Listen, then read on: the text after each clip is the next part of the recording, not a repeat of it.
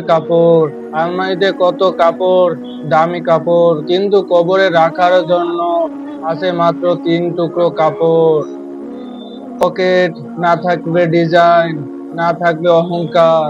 এই দুনিয়ায় মানুষ কত কাপড় পরে, দামি ব্র্যান্ডের রঙিন কাপড়, কিন্তু মৃত্যু আসলে এই সব কিছুই এক মুহূর্তে শেষ হয়ে যাবে।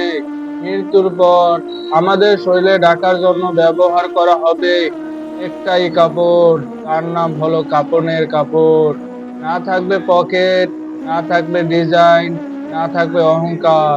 পুরুষের জন্য থাকবে মাত্র 3 টুকরো কাপড়, নারীদের জন্য থাকবে মাত্র 5 টুকরো কাপড়।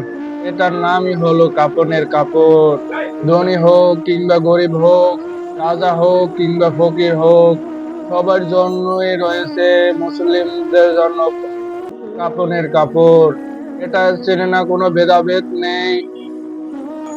যে হাত দিয়া দুনিয়ার সম্পদ ধরতাম, সেই হাতই কাপড়ের কাপড় থেকে বেঁধে দেওয়া হবে।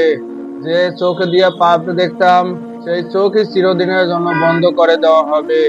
এরপর আমাদের আর কেউ নাম ধরে ডাকবে না, ডাকবে শুধু এটা লাশ।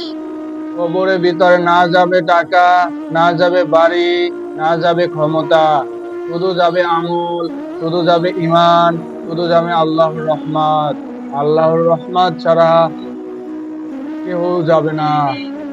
ভাই ও বোনেরা, যে কাপড় আমাদের একদিন নিশ্চিত ভাবে পরতেই হবে, তার আগে আসুন আমাদের আমল ঠিক করি। আজই তওবা করি, আজই নামাজ পড়ি, আজই হারাম থেকে বেঁচে নিজেকে বাঁচাই। কারণ কাপড়ের কাপড় কথা জানে না, কিন্তু আমাদের পুরো জীবনই সাক্ষ্য দিবে ও বহন করবে। এটার নামই হবে কাপড়ের কাপড়।